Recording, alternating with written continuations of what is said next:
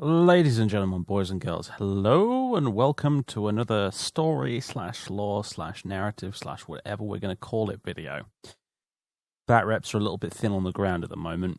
The last one I filmed probably isn't going to end up going on YouTube because there were a few cock-ups in the process of making it, and it wouldn't have been a very good bat rep anyway. So, as often happens in these periods when I can't get any actual battle reports out there, I turn to other 40k things to do.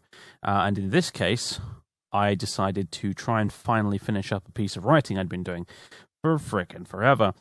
Now, some of you may have seen previously I've done videos like this. I did one about the Acheron Crusade, which is my sort of catch-all term for all my Imperium armies. I did one for the Cadian 404th that was about Colonel Van Graff and Major Lasky. And this is another one. This one is about the Chaos Boys. The Word Bearers. Yeah. Tal Ezra, Korvarik, Galdrek. All of the dudes. Colchis the Sorcerer. Jadar, the Greater Possessed. All of these dudes. All of these dudes who appear in the battle reports and what have you. They're in this. This is a really weird piece, to be honest with you. It's going to end up being really, really long. I think last I checked, it was an hour and 45 minutes for the entire narration, which I just finished doing the other day. And it started off as it was supposed to be just a little tiny little narrative video thing as an intro to the series of games I did with Winters over on WintersSEO. I took my word bearers over to his channel, and we did a series of battle reports, both on his main YouTube channel and also on his paid subscription thing called the Deployment Zone. The first of those battles, the first of the three, you can see on YouTube, and I will put a link to it in the description or in the comments below or something like that. I'll pin a comment or something. And the idea was just to do a little prelude into that little campaign we did from the word bearer's perspective. And then it ended up growing and growing and growing and growing and growing until eventually, like a couple of months later, I had this Word document that was 15,800 words in total. I realized I'd written about a quarter of a novel. But here it is. Anyway, it serves kind of two purposes, really. One, it is an introduction to that campaign, but also it's kind of a bit of an introduction to my word bearers in general. All the main characters in that army, and a bit of background history about the Word Bearers Legion. That's how it starts off, and then you get into a sort of story bit, and you can just listen to it, and you'll get the idea. So basically, that's what this is. If you haven't seen these before, I recommend you go watch the other ones because I think they're pretty good. People seem to like them anyway, you know. But this is essentially going to be like an audio book. This is something you can listen to while you're painting your own models, while you're on the train, while you're in the car, while you're playing some video games, while whatever it is you're doing. Doesn't matter. But this is something you can listen to in the background, like your Audible audiobooks or a podcast or whatever. It's something you listen to in the background. I did put up some moving pictures and things on the screen anyway, but yeah, they're just there to make it so it's not just a black screen. I felt like, you know, I owed it at least that much production value to the whole thing. So, yeah, that's what this video is. It's an introduction to the word bearers. And my word bearers, the short version, I guess, is they are the chapter of the Dark Maw. There's loads of chapters that make up the Word Bearers Legion. They all have funny names like that because they're named after the constellations in the night skies of their homeworld of Colchis. And for some reason, the Colchisians named all of their constellations really creepy things like the Coiled Lash or the Throne of Judgment and things like that. And these guys are called the Dark Maw. And this is their story, basically. I mean, it's all their ongoing story, all the battle reports and stuff you see on the channel, but this is kind of an introduction to them, if you like. So, yeah. It's about the five main characters?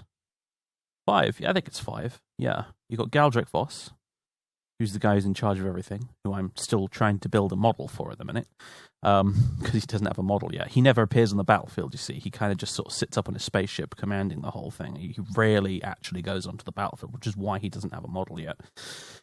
You have Tal Ezra, who's the first captain. He's got the big thunderhammer. You've seen him a few times before, at least, I think. You've got Korvarik, the first chaplain, the Dark Apostle, who you've definitely seen a few times before already. You've got Lachesis, the sorcerer, who really does need a new model because he's got that ancient old metal one that looks kind of goofy, but hey, that's a project for later down the line. And you've got the Greater Possessed. I have a few Greater Possessed, but there's one in particular who I end up using the most, I've decided, arbitrarily, because I just like that particular model. So he always ends up getting used in most of the battles I do, and he's done some cool stuff in the past, so I decided to work him into the story too. And he's called Jadar, and he's a Greater Possessed. And those are the kind of 5 main dudes. There's a few other stuff, like there's a few other guys. Like I've got a Master of Possession who really ought to have some background stuff about him as well, because I've used him a lot. And I recently gave him a new paint job too, because I wasn't happy with the old one. But anyway, so yeah. But this story concerns those 5 I mentioned. And yeah, I think that's all the basic preamble. There'll be pictures of the army coming up on the screen during the story segment, and you can look at those if you like. I don't like to look too closely, to be honest with you. My paint jobs are like designed to be as quick and nasty as possible, so that they look okay on a video camera, and but not if you look too closely at them. But hey, there's pictures of them there if you want to see those, I guess. And yeah, that's all I have to say, I think, at this point. So, get yourself a cup of tea, paint some models, build some models, or try and enjoy your train journey, or whatever it is you're doing right now as you're listening to this, and enjoy, hopefully. Hopefully it's good. I did the same things before, like I narrated the whole thing, but I also added a few little sound effects here and there to make it feel a bit like one of those Black Library audio dramas, tiny bit. So, yeah, anyway, hope you enjoy. I'm going to shut up now, and we'll get on with it.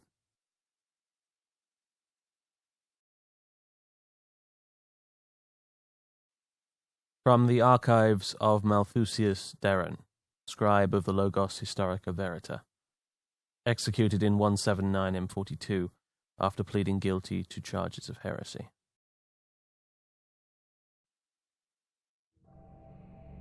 Betrayal, murder, damnation, a galaxy in flames.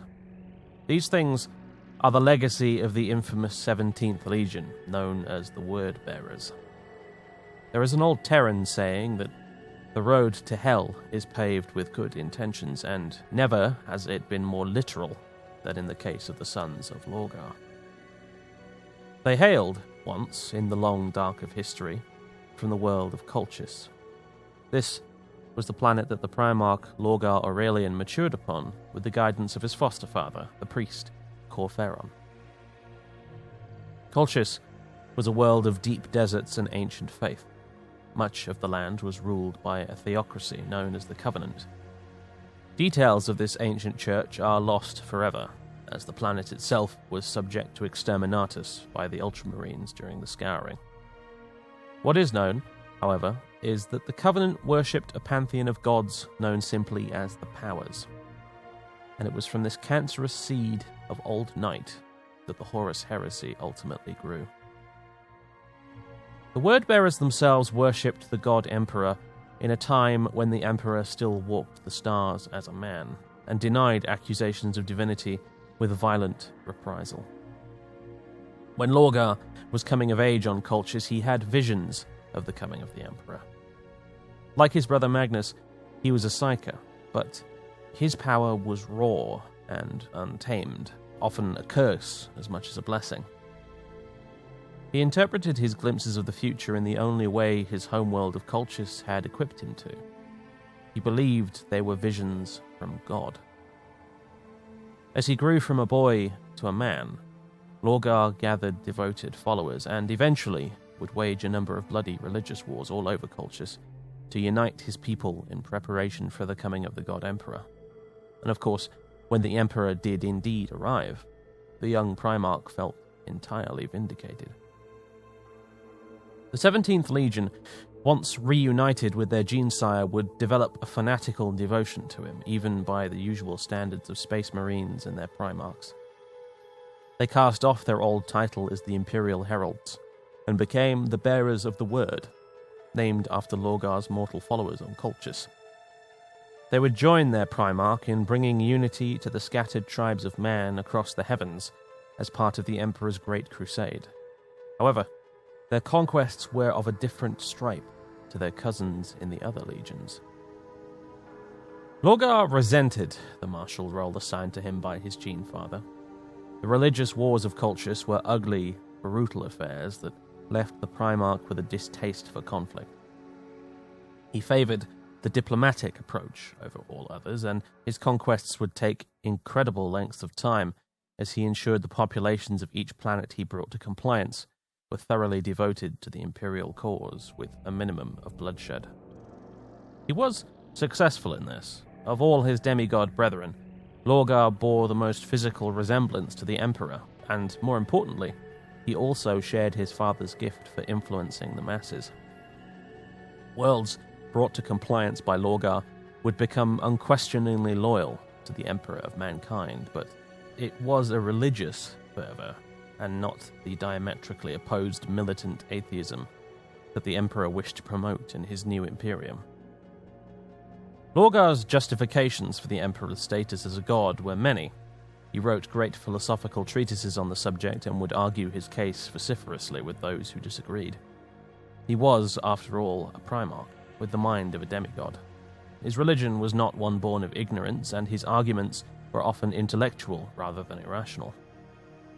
It is perhaps because of this that his cult of the Lectitio Divinitatis found a great deal of support across the fledgling Imperium, even beyond the worlds his expeditions conquered, and even in spite of the Imperial State's wholesale persecution of any form of religion or superstition.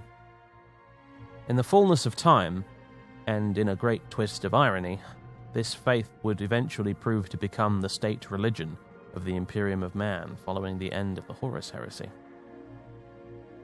We do not know, and will probably never know, the precise reasons that the Emperor decided to take action against the 17th Legion. Some speculate that he could not stand to see his son perverting the imperial truth and spreading superstition and religion in his name. Other, more cynical minds might remark that spirituality and mysticism was commonplace in many of the legions, such as the Space Wolves and the White Scars, and the Mechanicum's worship of the Emperor as Omnissiah was also officially permitted. The source of the Emperor's ire was merely the slowness with which the word-bearers carried out his will. The truth, perhaps, lies somewhere in between. In either case, however, he made his displeasure known on the world of Kur. Kur was the home of the great metropolis of Monarchia, known to the word-bearers as the Perfect City. It represented the peak of Lorgar's vision, a paradise of golden spires, great cathedrals, churches and chapels, vast statues and palaces. It was a living, breathing shrine to the worship of the god Emperor, and so it was chosen as the perfect place to make an example of. The 13th Legion, the Ultramarines, under direction of the Emperor and his loyal right hand, Malcador the Sigillite, began an orbital assault upon Kur and its great cities, Monarchia being principal among them. The citizenry were delivered a notice of eviction at the point of a bolt gun, ordering the entire city to evacuate within 3 days. We do not know precisely how this plan was put together and who individually was responsible. Monarchia alone was a gigantic subcontinent-sized sprawl, let alone the other great cities of Kur, and to expect the population to willingly leave their homes in a mere 3 days at the request of an unknown occupying force was probably wishful thinking at best, and a callous disregard for human life at worst. As such, with the dawn of the 3rd day, when orbital strikes obliterated the perfect city, much of its population was vaporized along with their homes. The 17th Legion arrived shortly afterwards, after hearing confusing distress calls begging for their aid. Upon arrival, and without explanation, the entire Legion was ordered to assemble in the ruins of Monarchia's city centre, and it was here that the Emperor revealed himself to them. Using his incredible psychic will, he made every last one of them kneel, along with their Primarch, and hear the words of his disapproval. The Wordbearer's humiliation was total, and carried out under the watchful gaze of their cousins in the Ultramarines as added insult. It would create a rift between the two legions that would never heal. In the years that followed, the Wordbearers did indeed give up their worship of the God Emperor, but it slowly began to be replaced with something new. Corferon, now elevated to superhuman status even in his advanced years, continued to advise the ever more distraught Lorgar. Corferon had never truly given up worship of what he called the Old Faith. He served his adopted demigod son as dutifully as ever, but Corferon had always looked with a cynical eye at the Emperor and the other Primarchs. He was always a man of ambition and forever a contrarian, even when he was merely a mortal priest wandering the desert in exile.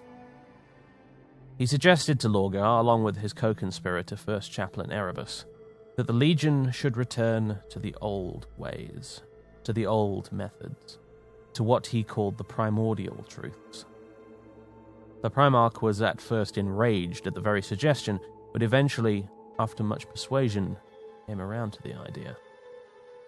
This was when the 17th's true road to damnation began. Lorgar and his legion began a new journey, travelling across the stars, seeking the truth behind reality, searching for the reason why so many worlds across the galaxy shared similar beliefs and similar superstitions. Clans of humanity that had grown in isolation from one another on worlds uncounted were worshipping the same gods, and Lorgar had to know why. In his mind, humanity needed faith, and the Emperor's harsh lesson had not convinced him otherwise. It was the peculiar quality that set us apart from the animal and the alien, the binding glue that kept the psyche of a species held together in the face of a vast and uncaring universe. To Lorgar, nothing was more important than discovering the truth that lay at the heart of the human race, a truth that the Emperor had kept from him. It was the pursuit of this that brought him to the Eye of Terror, the grave birth of the chaos god Slanesh, the ancient heart of the once proud Eldar Empire, where the unreality of the warp bled like a wound into the physical plane of our universe. Lorgar and his sons went into the Eye, stared into the abyss, and the abyss, to quote an ancient Terran philosopher, stared back. It showed them things, visions of the past, of the future yet to come. It showed them lies, it showed them truths, and it gave them a choice. Lorgar made it, and the Legion followed. Good intentions gave way to brutal necessity in the face of the reality of their situation. While the wider Imperium had to be made aware of the Emperor's lies, it could not be done without inevitable bloodshed, and so plans were made. For a century or more, the Wordbearers continued to fight the Great Crusade, bringing world after world to compliance in the name of the Imperium, but in each case, the seeds of heresy were sown amongst the populace, so that when the time came, 1,000 worlds would rise up and chant for the death of the false Emperor. Erebus, the first chaplain of the Legion and one of Lorgar's closest advisors, went to join the Warmaster Horus to gain his trust and gently nudge him towards the path of chaos. Only Horus could bring enough of the legions to his side to make a potential civil war winnable, and through the machinations of Erebus and his supporters, the Warmaster would inevitably fall. The rest is, of course, history. The Wordbearers have ever proven to be the most dedicated servants of the Dark Gods in the long millennia since. While other legions have fractured and dissolved in the violent centuries of the Long War, the 17th have stayed strong and unified in their faith, at least by traitor standards anyway. On 1,000 worlds across 100 battlefronts, they bring the word of Lorgar to the miserable populace of the Imperium, enslaved to a faith that the word-bearers were responsible for spreading in the first place. The irony, at least, is not lost on them, for where many of the traitor legionaries hold nothing but spite in their rotten hearts for the servants of the false emperor, many word-bearers instead have pity. Where some would see the galaxy burn, the word-bearers would see it saved.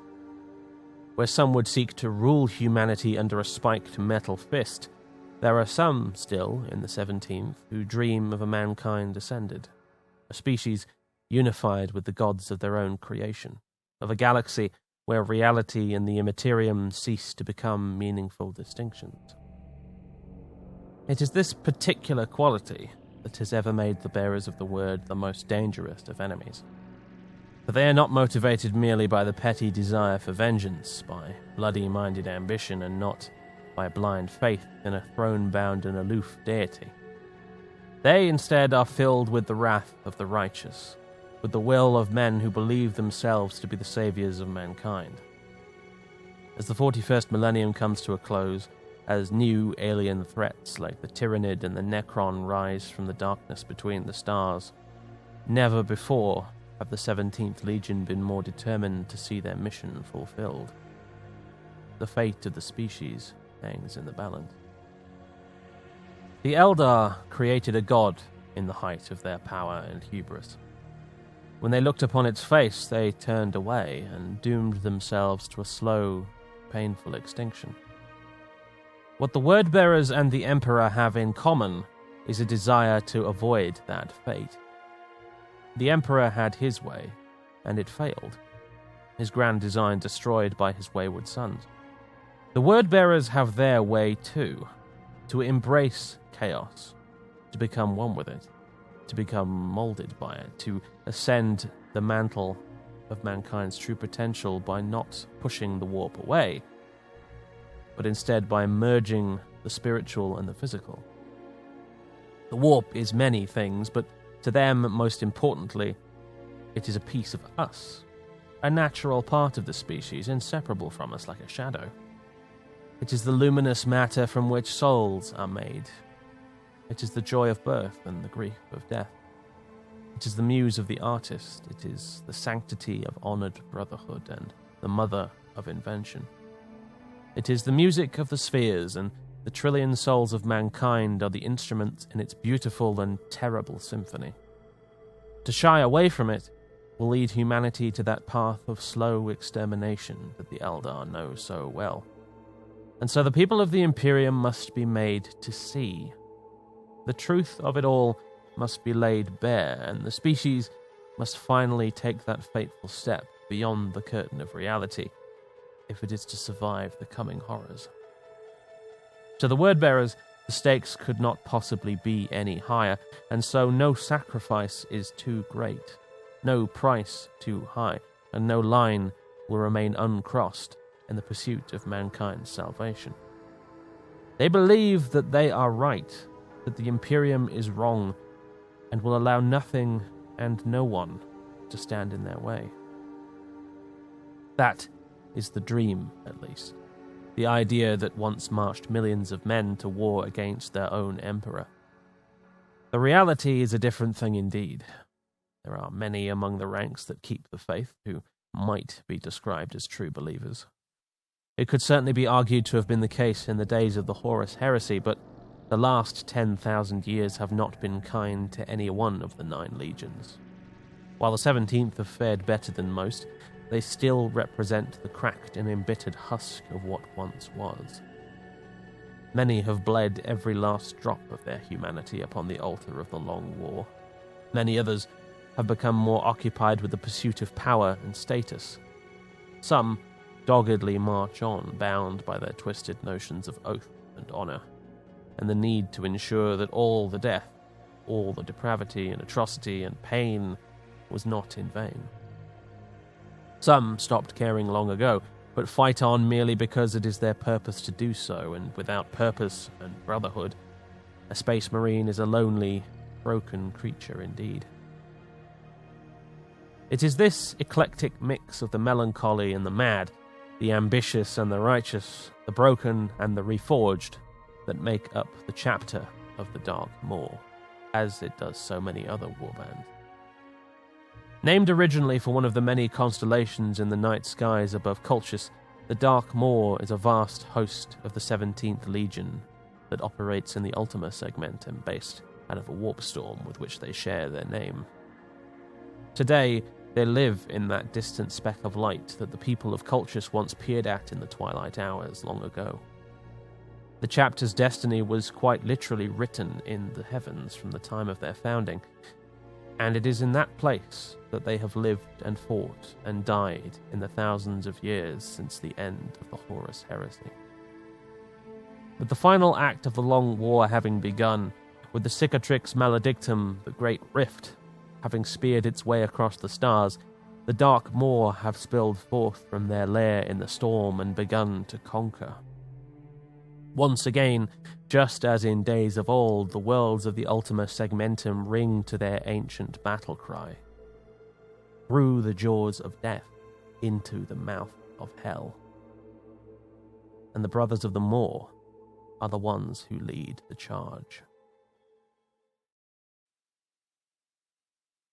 Tal Ezra was dreaming of days gone by, of claw and fang, of blade and flame, of artillery pounding like great doors slamming in the earth. He dreamed of ghosts tearing at his own corpse like hungry dogs, of smoke and ashes from worlds whose names none live to remember. He dreamed of old enemies, old friends, and those who would eventually prove to be both. He dreamed of times and places in his past, and occasionally of paths he has yet to tread. Tonight, for a while, his dreams took him back, as they sometimes did, to the chambers of Lorgar Aurelian, aboard the Fidelitas Lex, the Legion's flagship. Tal Ezra met his Primarch face to face only a handful of times. This was one of them. The hallway ended at a pair of massive golden doors. Carved upon them in loving detail was a diorama of the Emperor's arrival on Colchis. In exquisite detail, he could make out the forms of Lorgar, penitent in supplication, Magnus staring reverently down at his kneeling brother, and the Emperor himself. At the Master of Mankind's back was the 17th Legion, the Imperial Heralds, as they were called then. Virtually none of those legionaries still lived. Tal Ezra was a Colchisian, like many of his brothers who still survived from the days of his dream. He was an infant when the Emperor came to the great sands of Colchis in the wake of the religious wars, and he remembered nothing of the time that had come before. He'd only known the new faith for his entire life, until the great betrayal of Monarchia, anyway. In the dream, however, that was a long time ago. The day Tal Ezra met his Primarch for the final time was after the Great Pilgrimage, mere weeks before the War Master's massacre of the Loyalists in his ranks at Istvan III. Choirs sang in adjacent temples, their sad harmonies echoing up and down the hallway, feeling as much a part of the ship as the rumble of its engines or the hum of the Gellerfield. There was an air of melancholy over the whole place. The shadows seemed to grow deeper, colour bleeding away from his surroundings. The great golden mural of the Emperor was dulled and coated with a thin layer of dust.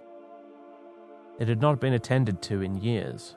It sparkled once in what felt like a previous lifetime.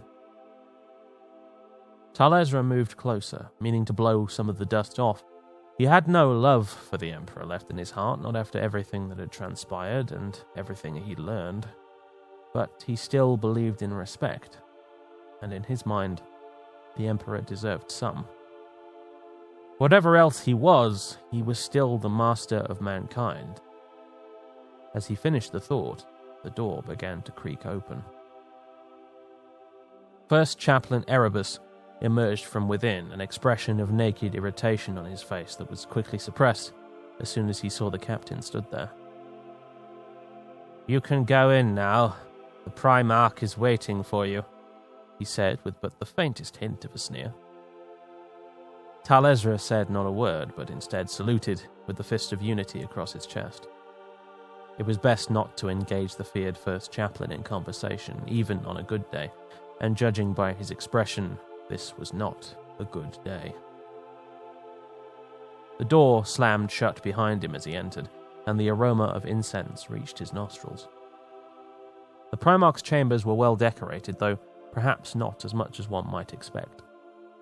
There are very few lumen globes lit in here. Instead, most of the light came from old-fashioned candelabras positioned on various side tables. The scented synth candles could burn for days if required. Each wall of the chamber was a bookshelf, reaching up to at least 15 feet high and populated with tomes uncounted, many of which were penned by Lorgar himself. In one corner was a huge bed, virtually never used, an affectation, likely designed by a mortal servant of the Legion ignorant of a Primarch's physiology and needs. In a great chair, at an even greater desk, sat Lorgar himself, surrounded by piles of books, a quill in his hand, and dressed in simple robes of grey, an echo of the priests of the Old Faith on Colchis. Tal Ezra immediately took a knee as he saw his Gene-Father face to face. To witness one of the Primarchs in the flesh always had a peculiar effect on those unused to their presence. It is difficult to truly describe, but perhaps the simplest way to put it is that to have one of these beautiful, giant demigods look you directly in the eye, as they always seem to do, and seemingly offer you approval, filled a mortal, even a space marine, with a tremendous sense of self-worth. One 5-minute conversation with Lorgar Aurelian could cure a man of depression, it had been said. As Tal Ezra kneeled, he did not doubt it for a second. "Arise, my son," came Lorgar's voice, smooth and clear as glass. You wish to speak to me, my lord?" Tal Ezra forced out the question. He was having some difficulty accepting the truth of it. "Don't be so surprised. I like to meet all of my sons when I can, especially my captains. Congratulations on your new rank, by the way. You had my personal recommendation." Tal Ezra felt as though he'd been struck by a thunderhammer. He was at a loss for words, as his half-formed attempts at a thank you indicated. Lorgar rumbled out a chuckle that relieved some of the tension. "I have not had a good laugh in weeks, Tal Ezra. I suppose seeing the hero of Deneb rendered incapable of speech is what it took." His smile could have melted ceramite. "How do my sons in the Dark Maw fare? The loss of the First Company was a terrible blow. I mourn their loss, though it was not in vain." Lorgar turned and patted a stack of tomes bound in black leather. "We learned much, did we not?" "They died so that we might learn the truth, my lord. We will remember them. The chapter is getting back on its feet, with no small thanks to the ministrations of the chaplains. I think that most of us are merely itching to begin the great work. The waiting is difficult." "I can appreciate that. I feel it too," replied Lorgar, tapping a hand on his heart. "You know how much I value the truth, though, sadly, necessity has made liars of us all of late." Lorgar rose from his chair and paced across the room, where he began searching for a book on one of the shelves. Tal Ezra was surprised the Primarch did not know where it was. Even a lowly Astartes was usually blessed with an eidetic memory. As if reading his thoughts, Lorgar clarified. "I should really tidy my books myself. The menials do it for me, and they never file things sensibly." He subsequently pulled the tome in question from the shelf and sat back down at his desk. Tal Ezra glanced at the writing on the spine. A treatise on the great prophets, Cain, Tezen, Slanat, and Narag, by Hierarch Tol Kadoth. If Lorgar noticed his curious gaze, he made no mention of it. "Erebus tells me the War Master is ready to set events in motion. The first blow will be struck at Istvan. Soon, we can step from the detestable shadows and into the light." Tal Ezra hesitated for a minute, unsure if he should ask the question that had been preying on his mind for weeks. He realized he had to. So, do I take that to mean there's no chance for peace? We must spread the truth by force. Lorgar's expression hardened. No chance whatsoever. It saddens me to admit it, my son, but the Emperor will never permit our truth to be heard. You've seen the visions of the past as well as I. This Imperium is built on the foundation of his fundamental lies. He will see us all subject to an edict of obliteration before he lets our message be heard, and I will not see my sons go the way of... He trailed off. Talezra raised an eyebrow. It's funny, he continued. Here we are, plotting to overthrow my father's empire, and yet I still give pause before speaking of my forgotten brothers. He fixed Talezra with a stare that lanced into the captain like a shard of ice. I must ask you something very important. Much will depend on your answer. Talezra stared back. There was the faintest aura of threat around Lorgar's words. The small talk was over. Captain, very soon the moment shall come when you will be forced to choose between your Emperor and your Legion. The fact that he said Legion and not Primarch did not escape Talezra's attention. There will be no bystanders in the war to come. You must choose, your Emperor or your family. You are an honorable man, Talezra. I need to hear your answer. He thought back to the mural of the Emperor, clothed in glory and power, now neglected and forgotten. He thought of the visions he'd seen in the Great Eye, and he thought of his brothers. He placed a hand over his heart and looked his Primarch directly in the eye. Family, my lord. Always my family. Lorgar beamed and put a hand on his Gene-son's shoulder. Thank you, Talezra.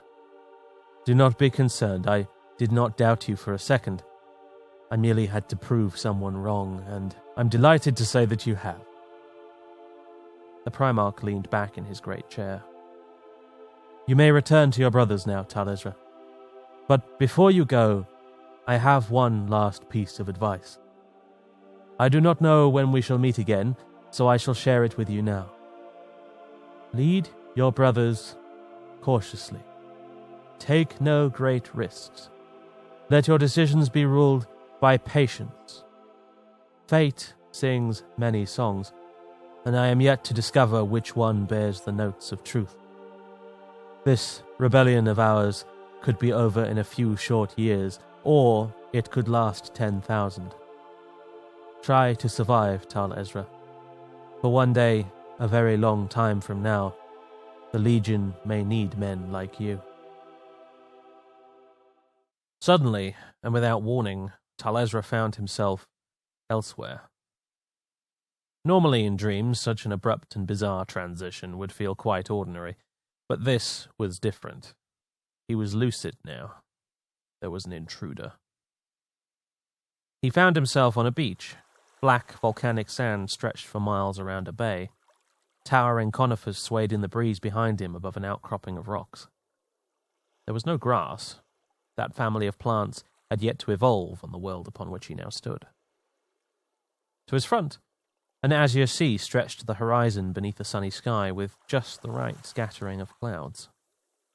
He'd always found a totally cloudless sky to be strangely oppressive, doubtless because he'd grown up in the desert. What is this? He called out. He knew exactly who he was talking to. Endonia Prime, 10,000 years ago, give or take. It's been a while. The reply came with that reverberating future echo of which for some reason seemed to be the norm for psychic communication. It gave Talezra a headache. A happy memory of yours, Lachesis. I suppose so. You may not remember, the 344th Expeditionary Fleet came here during the Great Crusade. It was, if I recall, home to the Eldar. They called it a maiden world, I believe. Something like that. Anyway, I never could master that awful hissing tongue of theirs. I remember, grumbled Talezra, peering around.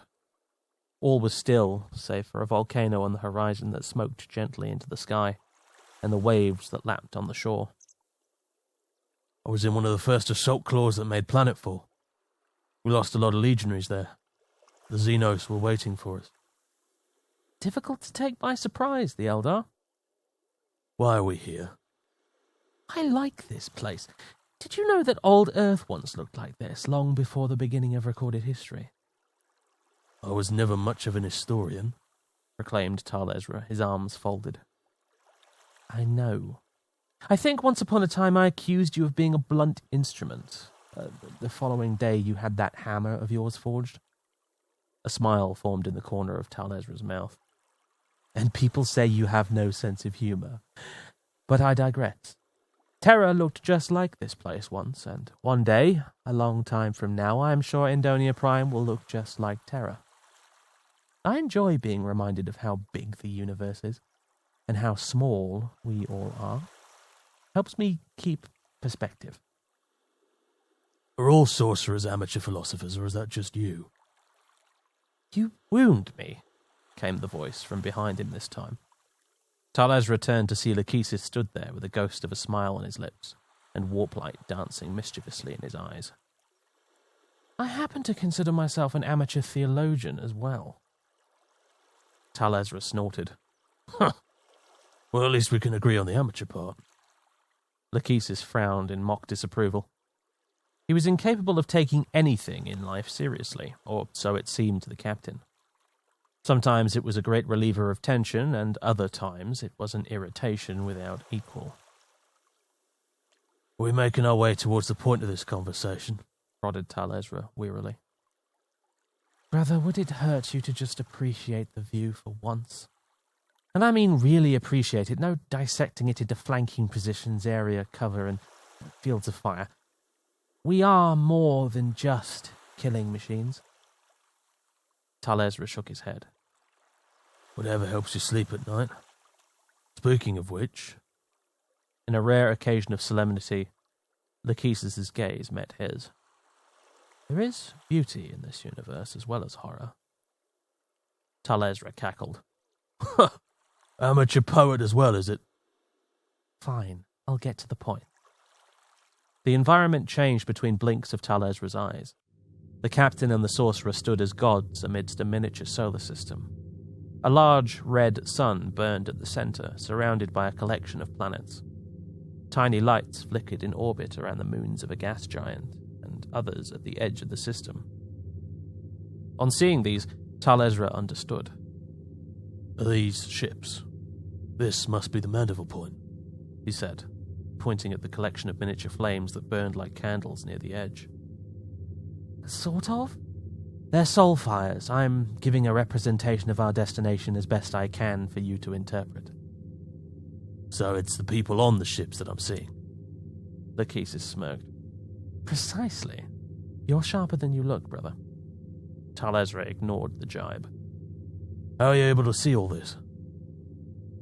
A combination of my own talents and an astropathic choir that I borrowed. Tal Ezra raised an eyebrow. I'm genuinely impressed. You should be, replied the sorcerer flatly. It's giving me quite the headache. So this is the 13th Fleet? Yes, well, about half of it. The ships that aren't engaged with the War Master, anyway. Judging by the concentration of souls, there are at least a few heavily populated ships, probably full of civilians. Tal Ezra rubbed his chin. I don't like it. I'd rather be fighting the main battle, crippling their warships. There's little challenge to be had here. Privately, he also disliked that the butchery of civilians would fall to him. He chose not to share that part before realizing who he was talking to. Lachesis replied with a sickly smile. After all this time, you still haven't gotten any better at shielding your thoughts. You are too honest for your own good. Someone around here's got to be. The largest one is known as the Face of the Sea. The Neverborn recognize it. It has a history. Suddenly, Lachesis' features became racked with pain and effort. What's wrong? Tal'Ezra instinctively reached for his mag-locked thunderhammer before remembering that he was still asleep. They have a psyker among them, a librarian, I'm sure. He has detected my presence and is fighting back against it. I have to end this seance. I need to focus my mind entirely on the enemy. You need to wake up, Tal'Ezra. We're about to arrive. There will be a meeting in the Strategium. That's what I came here to tell you. Well, this'll teach you for not getting straight to the point, chortled the captain. Lachesis spat a curse. Just for that, I'm going to wake you up. Tal'Ezra groaned and braced himself. The warp boiled and rippled around the colossal form of the throne of obsidian, the great vessel existing as an inky silhouette against a canvas of impossible colours. Squid-like eyes, as big as continents, peered from the swirling morass. Memories and nightmares given sentient form swirled around like flocks of bats, while ghostly jaws the size of cities closed around the defiant physical hulk of the ship before dissolving into nothingness. The throne cared not for the warp's insanity. It had its purpose, and it drove onwards with a will of iron.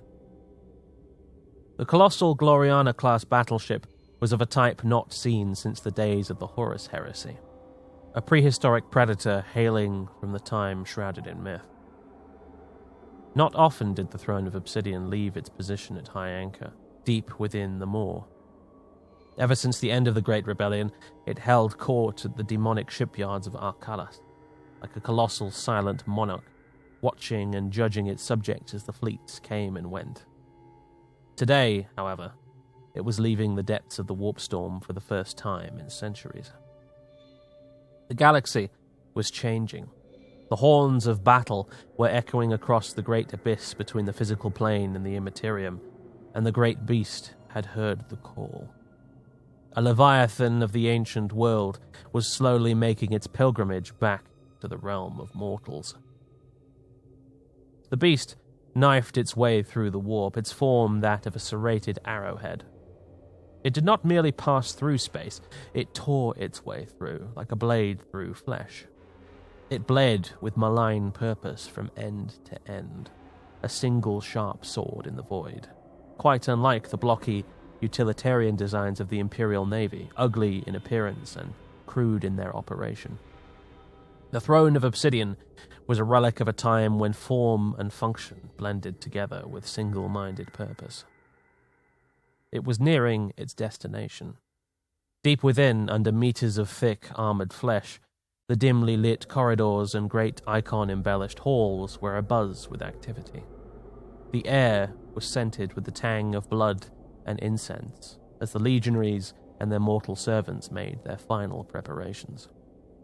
In the temples, choirs of the damned sang their discordant songs. On the neglected waste processing decks, tribes of mutants held great and revolting feasts in honor of the wise masters above. The mysterious armory decks, closed to the rank and file, clattered and rumbled. Hideous machines that were partly mechanical and partly demonic produced munitions of both mundane and mutated natures. And below it all, underneath the hundreds of decks, came the echo of great bells tolling in the deeps. Like a shark with the scent of prey in the water, the ship's heartbeat was quickening, its pace increasing. In the hallowed halls of the barracks deck, First Captain Tal'Ezra awoke with a scream. Most people make the assumption that the word-bearers worship the dark gods with a fanatical zeal approaching that of the servants of the God Emperor's Ministorum. This might be true in many cases, but not in others. Like any faith, theirs is a fractured, broken, self-contradictory creation with 100 viewpoints from 100 factions, and in their particular case, there is no central authority. The gods speak for themselves, and mortals listen, if they have the stomach for it. As for the gods, they are fickle, malevolent beings whose whims change and whose tempers flare. Being hungry reflections of our collective Lord's psyche, they could never be anything more or anything less. Thus, many worshippers of the Chaos Gods treat them with a similar kind of caution and respect to that of the ancient pagans of old Earth. One cannot trust the powers of the warp, just as one cannot truly trust mankind itself in any aggregate sense. Thus, it is all the more important to keep the faith and remain in their good graces. It is an old saying amongst the ranks of the 17th Legion that one should not ignore the truth merely because it scares you. It is for this reason that Tal Ezra, upon waking and dressing, did what he always did. He prayed. First, to the war god, anointing himself with dust from the world of Kalth. Then, the god of death, with water taken from the toxin seas of Bakatus. Next, the god of fate, with ashes taken from Monarchia. And finally, the black, sticky blood of a champion of the 3rd Legion who died in exquisite agony to honor the prince. In addition to these, and in recognition of the Pantheon as a whole, he marked the sacred symbol of the octed upon his forehead with a red dye that originated from the place of his birth, the city of grey flowers on Colchis.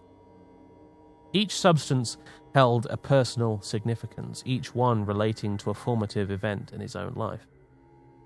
It was an important element of the ceremony, as the gods thrive on emotional bonds that mortals place on the world around them. He muttered a few words known only to himself, and then summoned his disciples to begin fitting his armor. He decided to go directly to the ship's bridge rather than the stratagem.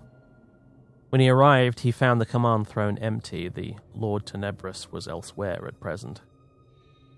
It was a cavernous space whose walls were decorated with leering gargoyles and grotesques, and huge murals depicting gods and demons, each slightly alive with the barest hint of movement, possessing eyes that followed passers-by. If one were to lean close enough, one might hear the golden figures rasp their names from the ether. Great pillars reached up to the ceiling, disappearing into the darkness, each laced with Baroque stylings and iconography.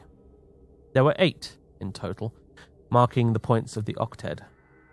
Nothing was constructed by the word-bearers without treating ritual significance with the same level of importance as structural integrity. Every meter, every inch, every wall and floor were all painstakingly measured, calculated, and designed to incorporate the symbology and numerology of the powers. It might seem strange to some, but it was nothing the architects of the God Emperor did not do in their own contrasting fashion. Indeed, humans have always incorporated such visual language into their great works, from the earliest temples of the Bronze Age to the gloomy halls of the Dark Maw's flagship.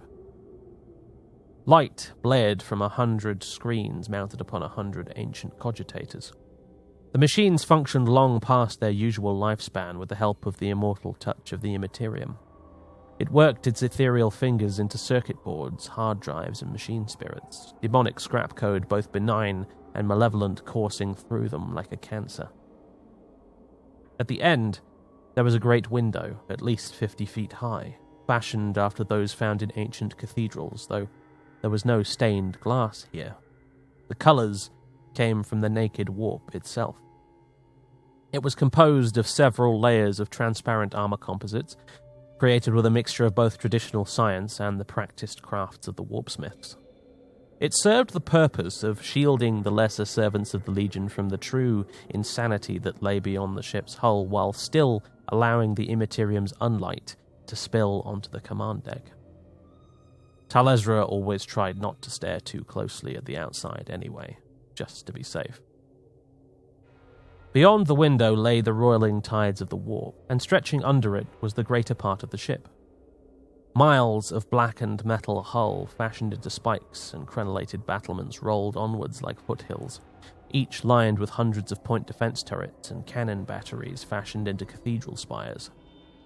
Looking out of the great window was like looking at the skyline of a city, and the throne was a city, in truth, home to hundreds of thousands of souls, the bearers of the word, the lost and damned, the mutants, the demons, the angry spirits of those who came before, and the flickering echoes of futures yet to come. It was a twisted metropolis of which no accurate map existed, where the real met the unreal, and generations had been born, lived, and died in a metal world that was both a sanctuary and a tomb. Outside, the skyline of spires and battlements tapered away in the distance to the great ram at the front, topped with the figurehead of an angel wearing an 8-pointed crown. The ram was one of the ship's deadliest weapons, though usually taken advantage of only in times of great need. Many were the Imperial frigates and cruisers that had been dashed upon the ram, splitting apart as their backs were broken, mechanical guts spilling into the vacuum. Tal Ezra could even remember some of their names: the Defiant, the Furious Eagle, the Scion of Macragge, and the Wrath of Deliverance, to name but a few. Each had been sliced through like a bullet through glass. None aboard those unfortunate vessels survived. Before the great window, there was a platform resembling a pulpit, with stairs leading up to it. At the top stood the hulking form of the only man aboard who did gaze out into the madness of his own will. Tal Ezra climbed the steps until he stood just a few feet away, then spoke in ancient Colchisian. Greetings of the new day, Jadar. The Astartes did not turn to face him, continuing instead to stare into the Empyrean. He stood a good few feet higher than Tal Ezra, even accounting for the steps. His shoulders were wider, his arms more powerful. His legs had more joints than a mortal man, and the very surface of his armor plate moved like muscles. When he spoke, he did not remove his helmet. Its vox grill instead moved like a mouth. Farewell to the old, Tal Ezra. This was a ritual the two had undergone for years uncounted. How is Cathatet today? He slumbers, came the reply. The journey nears its end. His guidance on the path is no longer required. Jadar was what the Imperials in their ignorance called possessed. He had many names. The first among the legions were named Gal Vorbak by the Primarch Lorgar. Then, following them, came the Vakrayal and the Luperci of the 16th Legion. Now, in these latter days, they were widespread among all of the 9 legions. Many called them Second-Born, and this was the name Tal Ezra preferred. Thank him for the safe passage for me, he said, without a hint of humour. There was a time, a long time ago, when Tal Ezra had hated and resented the creature that shared his friend's skin. He thought Jadar was being used like a puppet, and on more than one occasion Tal Ezra came close to ending the Second-Born's life. The process of 2 souls acclimating to a single form, however, is a lengthy one. It comes with changes that take years to manifest fully, as the host learns to accommodate the intruder, and the demon learns what it means not only to inhabit a physical form, but to slowly comprehend what it actually means to be mortal. In return, the host gains something of a spark of divinity and learns to see things as the Neverborn do. Eventually, when the pair had settled into what might pass for a healthier relationship, things changed. The demon, for its part, finally earned Tal Ezra's respect when it saved his life. He thought back to that vial of 3rd Legion blood he kept in his quarters. It came from that day. Cathatet and Jadar served together as the ship's navigator, both peering into the tides and eddies of the warp, with the demon finding the path and the man translating that information into something the vessel could use.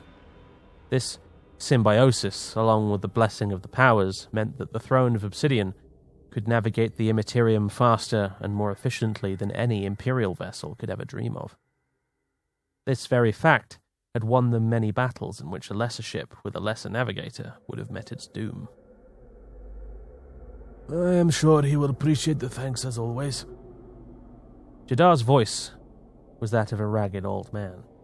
He was ancient by now, certainly the oldest Second-Born Tal Ezra was aware of, and chronologically, the oldest legionary in the chapter. Though he was effectively immune to the ravages of time while he shared his form with Cathatet, he was now a creature of the warp, which meant he was shaped and formed by whim and emotion rather than biology. Jadar felt old in his soul, and so this is how he appeared. They shared a comfortable silence for a while. the warp's lights flickering across their faces to the sound of quiet murmurs from the serfs and the dull clanging of the great bells at the top of the hour. Then, Talezra finally spoke. Can you see them? The other ships that join us? I see some, which the Neverborn recognize. A mighty host is indeed making its way through the warp as we speak. How mighty? A faint note of desperation sang in his voice. 100 ships at least. I cannot be precise, replied Jadar, his mind elsewhere. Names? Pressed the captain. Jadar grunted uncomfortably.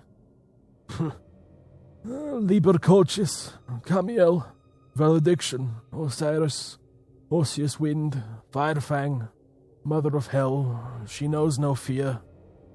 Others too, I cannot list them all. Many of those sounded familiar, more than Talezra could have hoped for. Those are some very old alliances being honoured, he mused.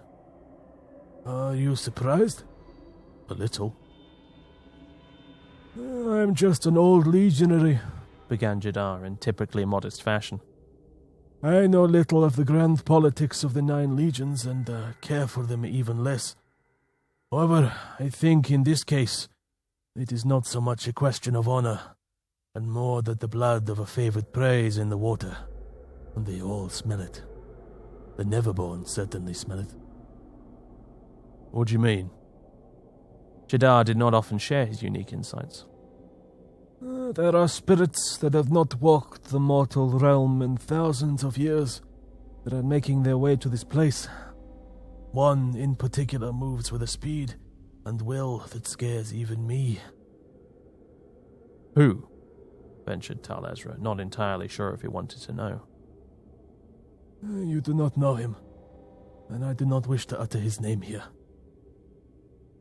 The captain nodded, probably for the best. He paced back and forth, flexing gauntleted hands. Jadar interrupted him after a few moments. What vexes you first, Captain? Talezra hesitated for a moment and then eventually decided to share. Jadar was a creature of oaths and vows, or at least he was since joining with Cathatet. In this, the two Astartes were similar. He was the one soul on the throne of Obsidian that Talezra felt he could trust completely.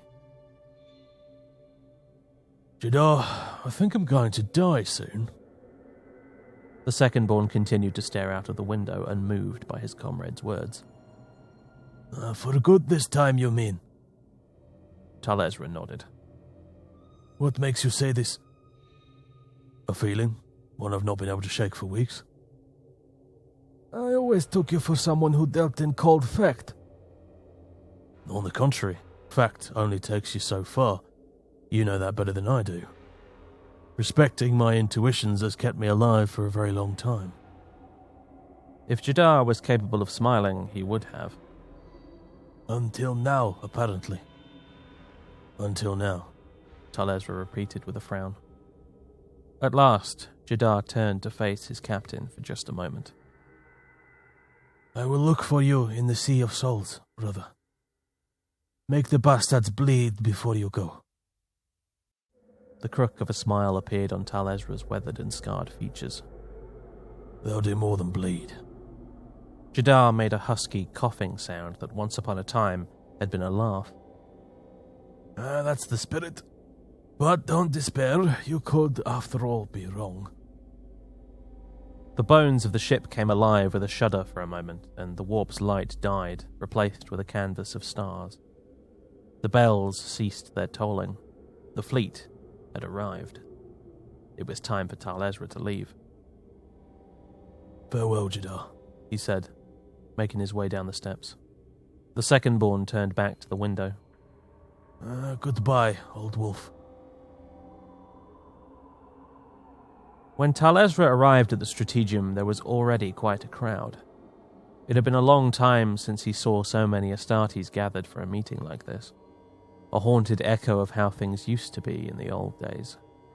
There were happier days, to be sure, but, as he often reminded himself, they were lived in the shadow of blissful ignorance. In the center was the great hololithic table, humming with power, the display occasionally flickering as it projected a model of the solar system in pinkish red. Below, through the meshed deck plates, Tal'Ezra could see menials and slave crew working away at cogitators, intercepting new data and feeding it via wafers into the machines that drove the great device above. He was reminded of a hive of insects. Above, in galleries near the ceiling and on rows upon rows of raised benches fashioned in the likeness of church pews, gathered the bearers of the word. Captains and chaplains, champions and sorcerers, as well as the many wizened masters of more esoteric disciplines. The warpsmiths, masters of possession, diviners, second-born, shipmasters and astropaths, navigators, lords discordant, and many, many more besides. Most had come aboard from the other vessels in the fleet for this meeting via shuttles, teleportation, and other much less conventional means, as the great host of ships gathered in the shadowy outskirts of the system.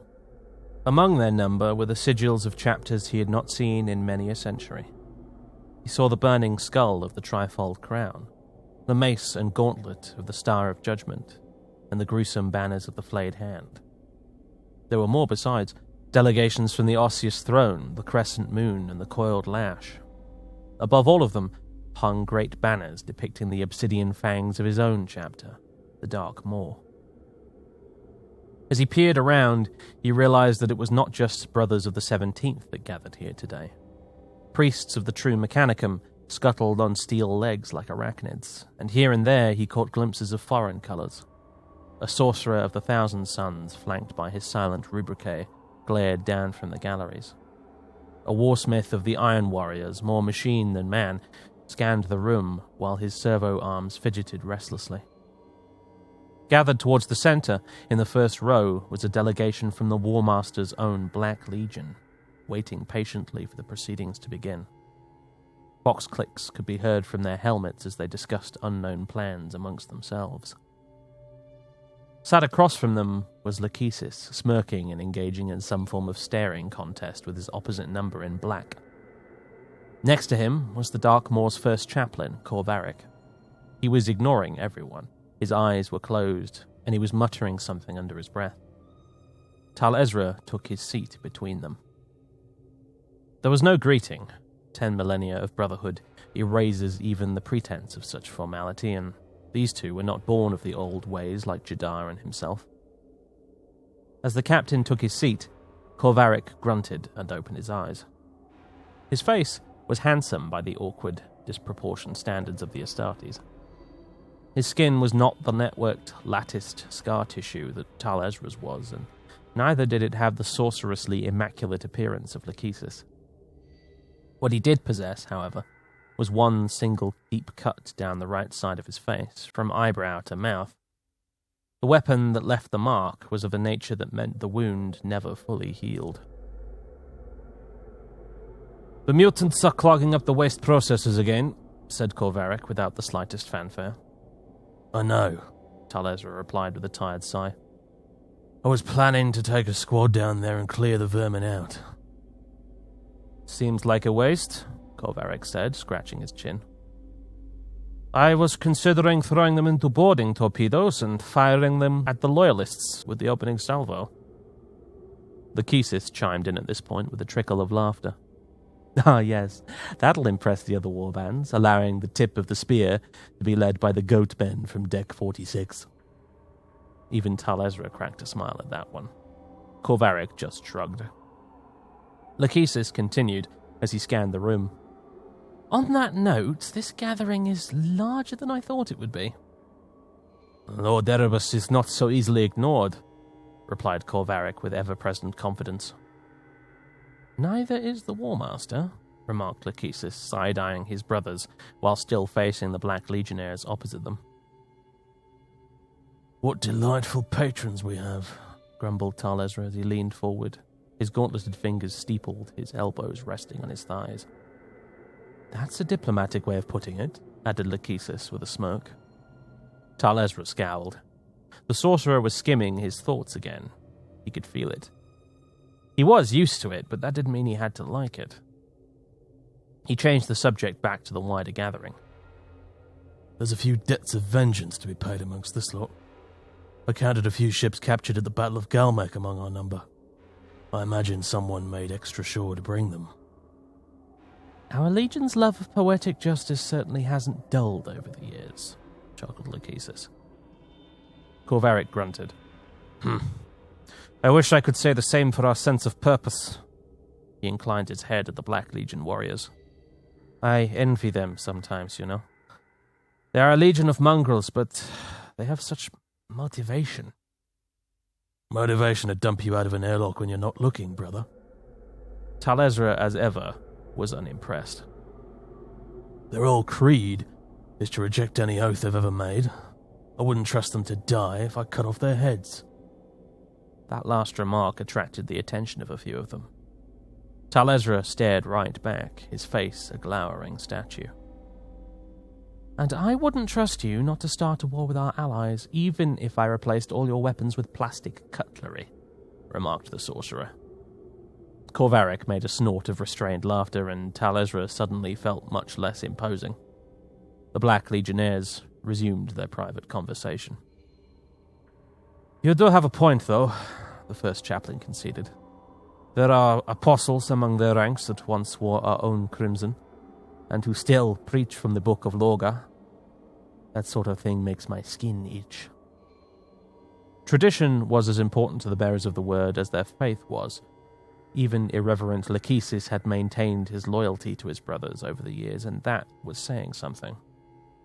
For his part, the sorcerer merely nodded in agreement before changing the subject. This conversation is boring. Where is Erebus? Both he and Tal Ezra looked to their brother chaplain for an answer. The Dark Apostles, as some called them, were a tight-knit brotherhood in their own right, and the only ones truly privy to the innermost workings of the Legion and its politics. He's not coming to the meeting, Corvaric explained levelly. My understanding is that he left the Lord Tenebris in charge of the overall strategy. He has matters of ritual to attend to in the meantime. Doesn't want to show his face, more like, grumbled Tal Ezra. He was no great fan of the Legion's first chaplain, and he didn't much care who knew it. Is there anything left of his face these days? Mused Lachesis idly. It does explain why we haven't started yet, though. Galdrek does like to keep people waiting. Just as the final word parted from his lips, the main entranceway darkened, filled by the hulking figure of an Astartes in Terminator plate. Forgive the expression, muttered Lachesis quietly, but speak of the devil. Galdrek Voss was the chapter master of the Dark Maw. Known by his official title as the Lord Tenebris, he had ruled the chapter since the dark days of the Great War.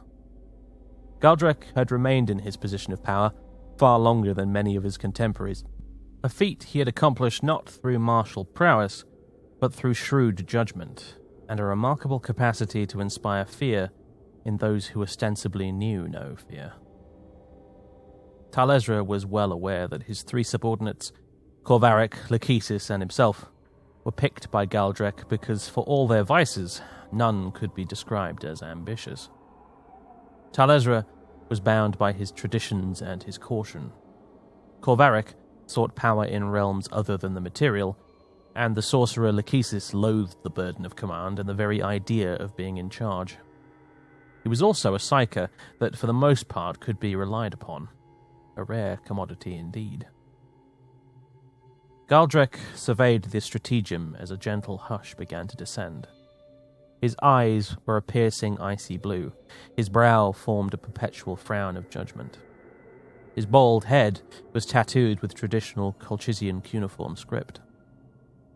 In his right hand, he carried Spite, a massive Crozius maul taken from the death grip of one of the Imperium's champions during the Siege of Terra. So the story went, anyway. None were brave enough or stupid enough to directly ask the chapter master himself. It saw more use as his personal badge of office than it did on the battlefield. For though Galdrek was reputed to be a skilled warrior, he never did any fighting himself that a subordinate could do for him. Tal Ezra had decided long ago that a chapter master probably does not survive for 10 millennia without adopting that kind of attitude. It also meant that Galdrek was entirely unpredictable. Virtually nobody in the 9 legions knew the measure of his ability as a warrior beyond vague rumors. This worked very much in his favor.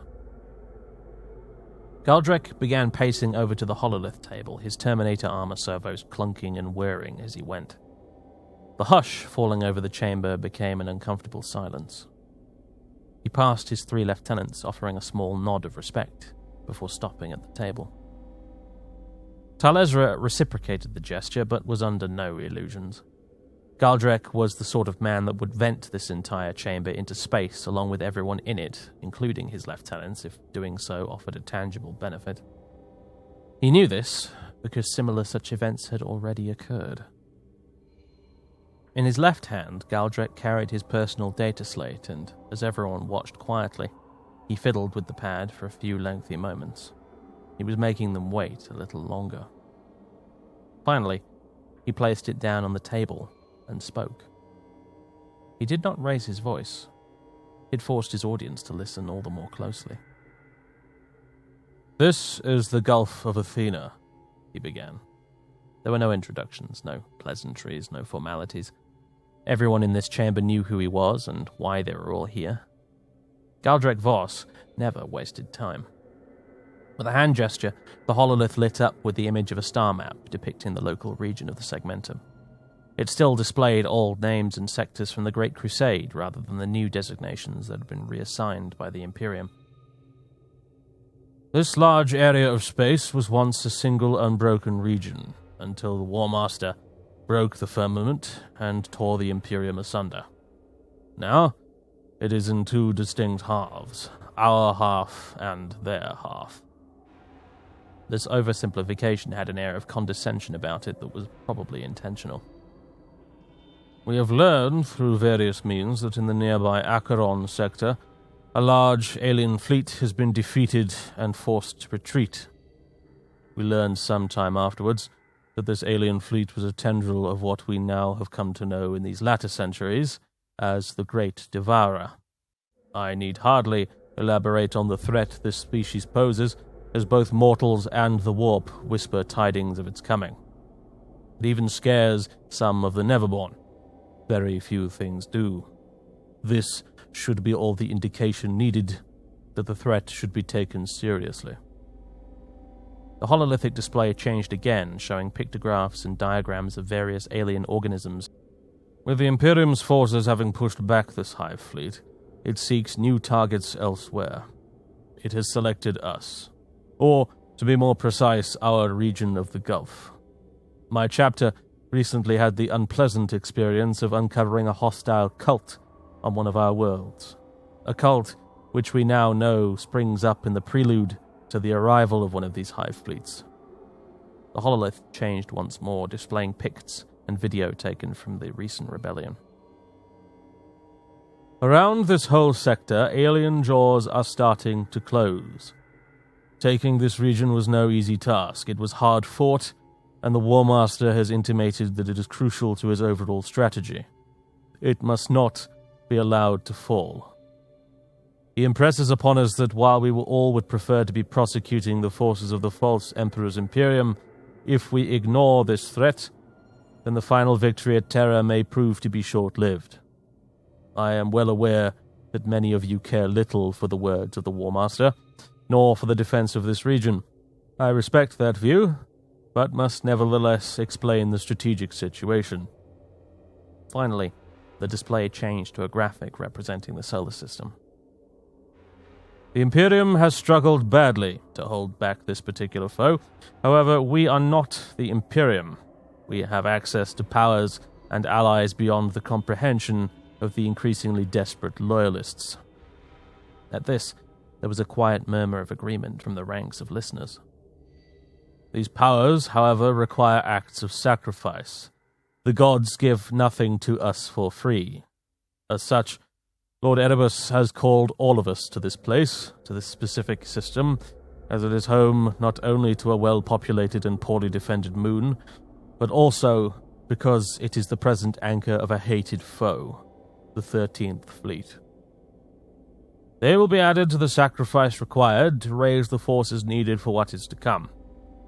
Presently, the War Master himself engages the vanguard of their fleet, while we attack the true objective of the civilian ships and the moon itself. That is the strategic overview. Now, for the tactical. At the press of a button on Galdrek's data slate, blinking runes representing fleet vessels flickered into existence on the display. In 1 day and 3 Terran Standard Hours, the largest guns of our fleet will be in range of the enemy, assuming they move to intercept us, which, I am reliably informed, they have already begun to do. For the benefit of those amongst you who are not familiar with this particular foe, I shall give you a brief overview. They call themselves the 13th, or Sons of the 13th interchangeably. The name is of little relevance, and it is not to be confused with the 13th Legion that we all know so well. It is our understanding that they were for a number of millennia considered by the Imperium to be renegades, though quite improbably in recent years have been welcomed back into the fold. As a result of this, they are accustomed to self-sufficiency, and are typically adept at hiding themselves from the reach of their more powerful enemies. My fellow brothers of the 17th will no doubt recall their utterly disastrous attempt at attacking our forge world at Galmec in centuries past. It is this event, I speculate, that forced them to become much more timid and reserved in their operations. Galdrek spat the word timid like it was a curse. Through a combination of the War Master's aggressive maneuvering and good fortune on our part, we have managed to pin down their fleet in one space and engage it on 2 fronts. As I already explained, Abaddon presently engages their vanguard while we attack the stern. He gestured again, and the hololith display zoomed in on the enemy fleet. This task should prove easy enough. Our own ships are far better equipped for boarding actions, and our shock troops are without equal. Their contingents of naval armsmen and loyalist Astartes will prove little match. This was not false pride on display. Tal Ezra had participated in many boarding actions against loyalist forces, and the Dark Maw were masters in that particular field of warfare. On the defense, the Throne of Obsidian was impregnable.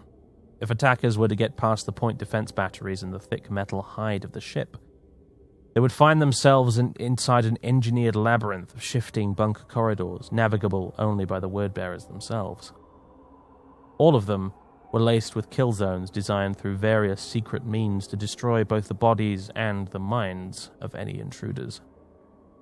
When the tables were turned, the Dark Maw's elite Terminators and Secondborn could storm an enemy vessel within minutes, using pinpoint teleport strikes and practiced sorcery to arrive at the heart of an enemy ship with overwhelming force. Rare was the day that Galdrek did not capture an enemy ship once he had set his eyes upon it.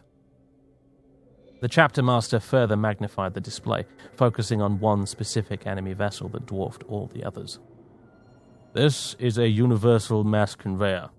It is believed to house a vast quantity of civilians who have taken up residence on its decks in a nomadic fashion. The destruction of this vessel's population has been designated as our prime objective in the first phase of the attack. Its name is the Face of the Sea. Tal Ezra stiffened at the mention of the name. He felt quite sure he'd heard it somewhere before. Galdrek continued the briefing. Our tactics will not be subtle. Our aim will be to punch through the incoming screen of escorts and make directly for the civilian fleet, whereupon we shall begin boarding operations. The mass conveyor will prove to be the most troublesome objective, as it is most likely to house a large garrison force. Its great size will also present some obstacles, however, I believe it may also prove a weakness. The ship's reactors are massive, and will not prove too difficult to sabotage in such a way as to cause a total meltdown and the destruction of the entire vessel. Galdrek gestured in Tal Ezra's direction, almost catching him off guard. My lord of the First Company, Tal Ezra, shall command this attack. He gave Tal Ezra an almost imperceptible nod, indicating that the first captain should speak up. He stood and paced over to the hololith, regarding his audience. He gave the gathering a brief rundown of the tactical plan for boarding the enemy mass conveyor and the attack on the reactors. It was very dry, in truth. He had no great gift for oratory like the Legion's apostles did. When he was done, Galdrek continued the briefing, delving into specifics and detailed attack plans for various ships in the fleet. It went on for some time. The reality was that while Galdrek always commanded with the authority of a legion praetor of old, that kind of discipline was a thing of the past. The best they could hope for was that the various warbands would at least keep their end of the bargain and try to fire more shells at the enemy than at each other. There had already been more than a few incidents reported across the fleet before they arrived. There were very few Astartes in the 9 legions that could coax any level of coordination from such a large collection of allies, and to his credit, Galdrek was one of them. Finally, after a number of hours, the meeting came to an end. The chapter master stood once again before the assembly, after lengthy contributions from the members of other warbands. He eyed the ranks of visitors with his piercing glare one last time, taking their measure. Return to your ships. Make your preparations. The enemy will intercept us soon. Afterwards, when the hall had cleared out and only the Lord Tenebris and his 3 lieutenants remained, Talezra spoke up. Something had been bothering him. My lord, with your permission, I would like to make an adjustment to the plan. Galdrek narrowed his eyes. Why did you not mention this earlier? The others don't need to know. Go on. Talezra took up the data slate left on the table and gestured to the hololithic display. May I? Galdrek nodded. The first captain fiddled with the controls until an earlier diagram of the face of the sea glowed above them. The reactors are much too obvious a target. Whatever garrison forces the Loyalists will have will concentrate the vast majority of their men around the entrances to the reactor halls. Galdrek eyed the display carefully. Where else then? The bridge? I imagine that's also well defended. Not the bridge, retorted Talezra.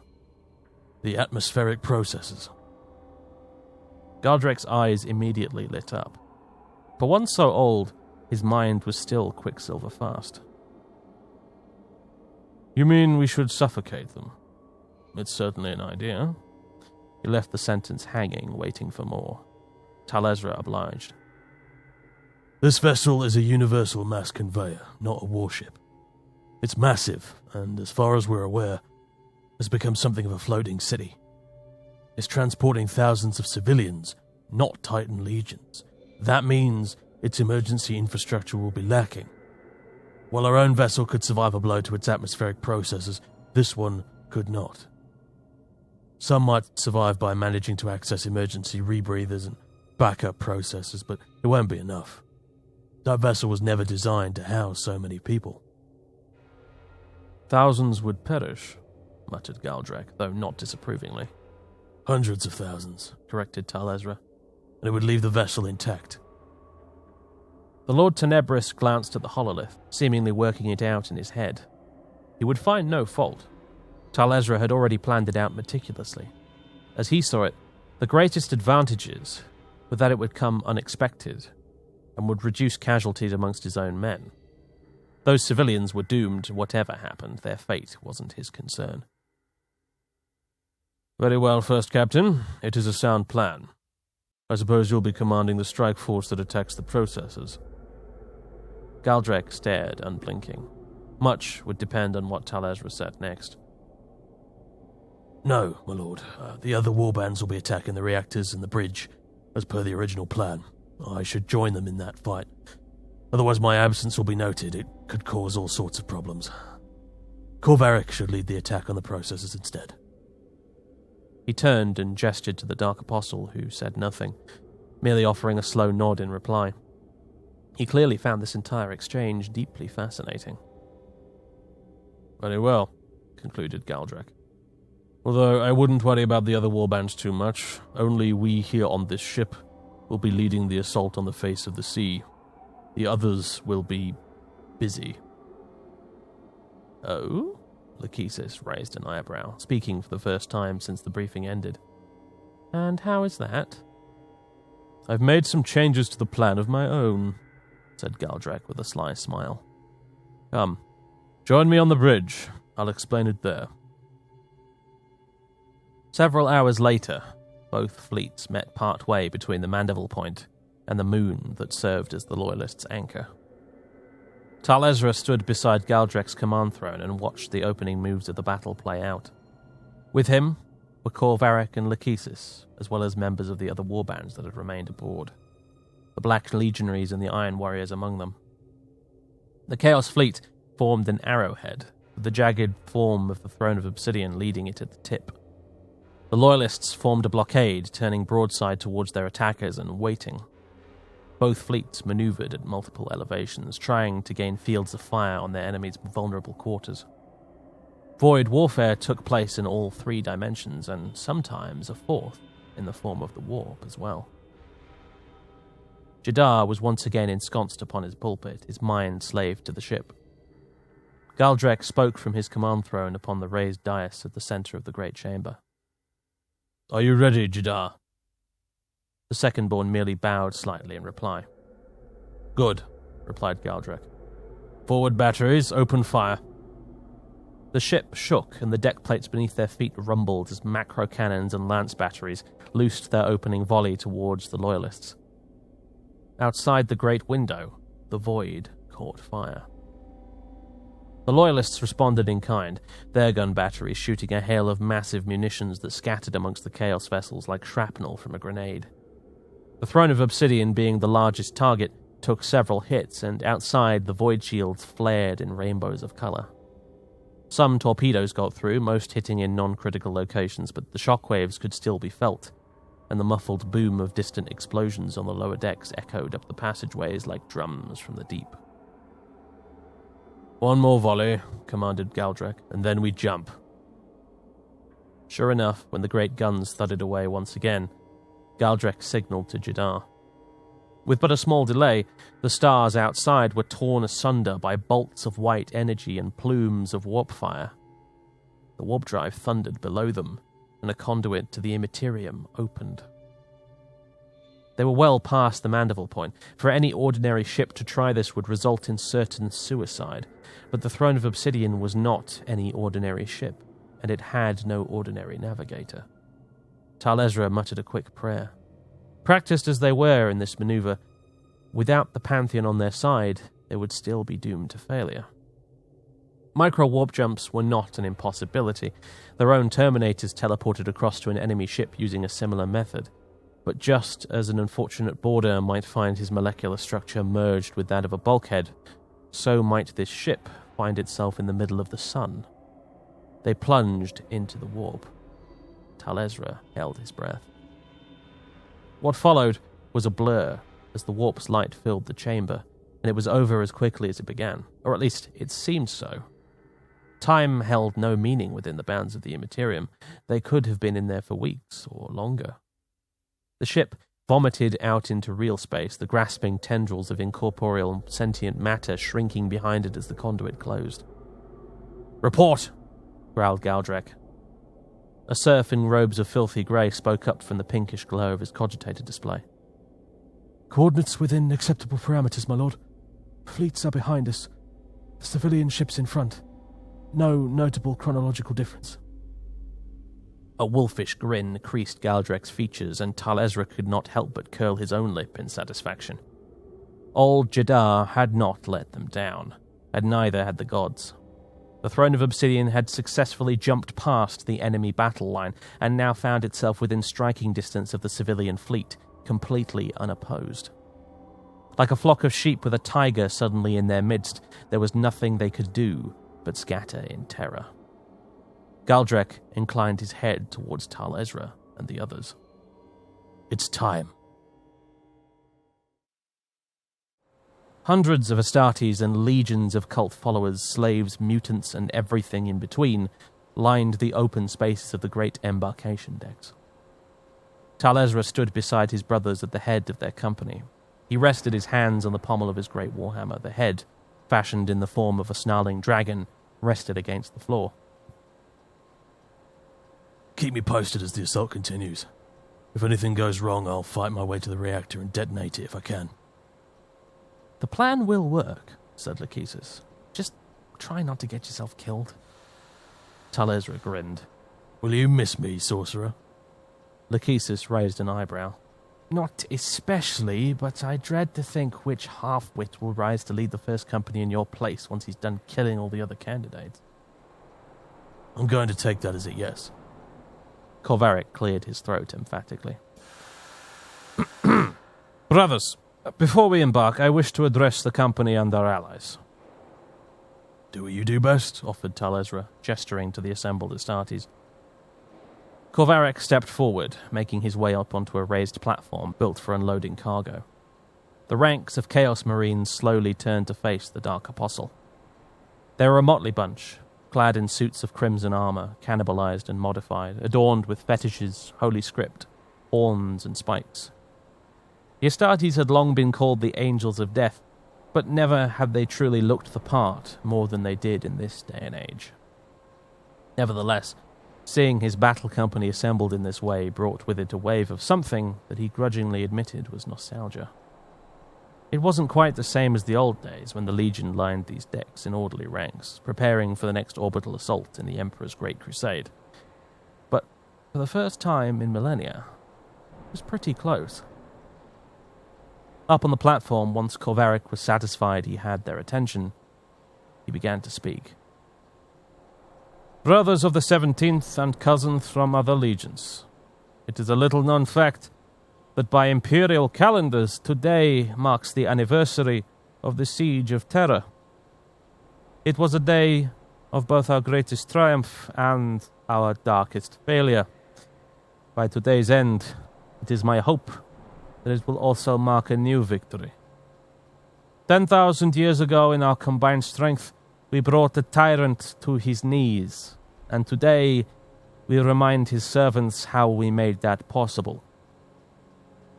All of you who hear me now, united in faith and vengeance, all you who hail from legions living and dead, whole and fractured, are today bound as brothers with black steel and burning spirit. Bend to your tasks, grasp the sword, sharpen the axe, load your bolters, and land this final strike. Bring ruin, bring death, bring fire and blood, for while long has been the wait, today you conquer. By your hands is truth delivered.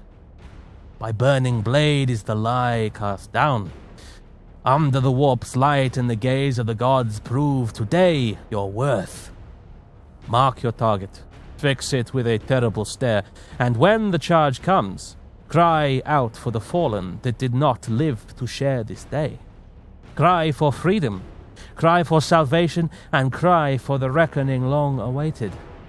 Cry vengeance and death to the false emperor. With a roaring chorus, every man in the company echoed the ancient battle cry, thrusting bolters, swords, mauls, axes, and fists into the air. The chant quickly reached those across the deck that had not even heard the speech, and in a wave, thousands bellowed for the tyrant's doom, their cries reverberating around the cathedral-like space. "Through the jaws of death!" roared the Dark Apostle. "Into the mouth of hell!" came the reply from the Brothers of the Dark Maw. When the excitement had calmed down, Talezra gave the order to embark, and the Astartes began to file out. "See you both on the other side," said Corvaric, with a nod to the captain and the sorcerer, before marching off to join his strike force. "Where does he pull that stuff from?" Lachesis mused. Talezra shrugged. "The man has a talent for speeches, what can I say?" "Just as you have a talent for violence." He bowed in reply. "Why, thank you, brother." "It wasn't supposed to be a compliment. Blunt instrument, remember?" Talezra hefted his great hammer in one hand and peered at the angry dragon head. "Have I ever told you that Lachesis was a girl's name on ancient Terra?" "I thought you said you weren't much of a historian." "And I thought you were a mind reader. You're losing your touch." "For your sake, I hope not." Talezra allowed the sorcerer to have the last word. He lifted up his hammer, rested its haft on his shoulder, and stepped onto the boarding ramp of his assault ram. His chosen waited for him inside. They said nothing, but nodded with quiet respect. When all were aboard, he banged twice on the bulkhead between the troop bay and the cockpit. The creature within that served as a pilot silently acknowledged. The ramp came up. The engines spooled, and very shortly the craft lifted off and shot out of the hangar. The assault ram was a simple, primitive craft in both form and function. Lachesis had often pointed out that it suited Tal Ezra perfectly. He didn't disagree. The craft was designed for one purpose, flying straight at the enemy, opening fire with a magnum melter and, as the name suggested, ramming into the side of the enemy ship to disgorge its lethal passengers. Tal Ezra and his chosen were fastened into the troop compartments with restraint harnesses. There were no portholes or windows, just the dim glow of red lighting that flickered occasionally, and the rumble of the engines. Now came the wait. They didn't talk much. His men were all briefed, and they remained calm and professional. Some of them mumbled prayers to themselves, but that was it. Other warbands at this very moment were no doubt whooping and hollering, working themselves into killing frenzies before they hit the enemy ship. That was not his way. It never had been. He surrounded himself with warriors who took a similar view, even though other commanders found them sinister and untrustworthy. A metallic, inhuman voice croaked over the speakers. 30 seconds. Tal Ezra glanced around his visor display. Ammunition loaded, power supply fully charged, vacuum seals holding, oxygen adequate for mission parameters. All the self-tests came back positive, with the exception of those he already knew were faulty. None were critical systems, they could be fixed later. There was a thundering, buzzing sound that reverberated through the hull, the unmistakable sound of the craft's magnum melter opening fire, burning a hole in the outer hull of the enemy ship for them to puncture through. 10 seconds, gurgled the voice again. He braced. The bang was tremendous, like the entire compartment had exploded. His power armor and the harness absorbed most of the shock, but even after doing this hundreds of times, it still never failed to send him reeling. Still coming to his senses, Tal Ezra smashed his fist into the release switch, and off came the harness. His chosen did the same. The assault ramps came down. What met them was not a hail of bolter fire, nor flames, screams, nor the sounds of battle. Instead, the cold vacuum of space and silence. The ram had penetrated into a maintenance tunnel within the outer flesh of the ship. Rotating red emergency beacons pulsed in redundant warning. Behind the Chaos Marines was the assault ram and the hole in the hull it had torn open on its way in. In front of them was carnage. Shrapnel, hydraulic fluid, oil and blood floated about, and so did the bodies, suspended like broken marionettes now the artificial gravity had failed. Most were workers in coloured overalls, some were naval armsmen wearing blue-grey flak armour. Most would have been killed by the pressure wave of the ram's impact. The rest were consumed by the sudden vacuum. As Tal Ezra's cohort advanced, they pushed the corpses aside, many of them mangled beyond recognition, or diced apart by razor-sharp chunks of adamantium. Harsh red light from the sun and the contrasting inky shadows painted everything, lending the scene a hellish quality. The word-bearers found themselves right at home. The only sounds he could hear were the clunking of his own magnetized boot heels on the deck plates, and the occasional breathing sounds from his squad over the Voxlink as they tripped the built-in noise gates. He gripped his combi melter, pointing the muzzle down the hall, his path forwards illuminated in the halogen glow of his shoulder-mounted lamp. On this occasion, he brought the weapon not so much for combat, but for burning through any intractable bulkheads that sought to bar their passage. As they moved through the wreckage, something large floated out of the shadows before them. Everyone halted, bolters and pistols swinging immediately to target the hulk that moved into view. It was Nestartes, one of the Loyalists. Blue armor, white helmet. No distinctive markings. They were strange, these ones, for sure. It had several pieces of rebar protruding from its shattered chest plate. The symbol of the Imperial Aquila was cracked in half, a piece of twisted metal protruding from its breast in poetic fashion. Orb-like droplets of blood radiated from wounds.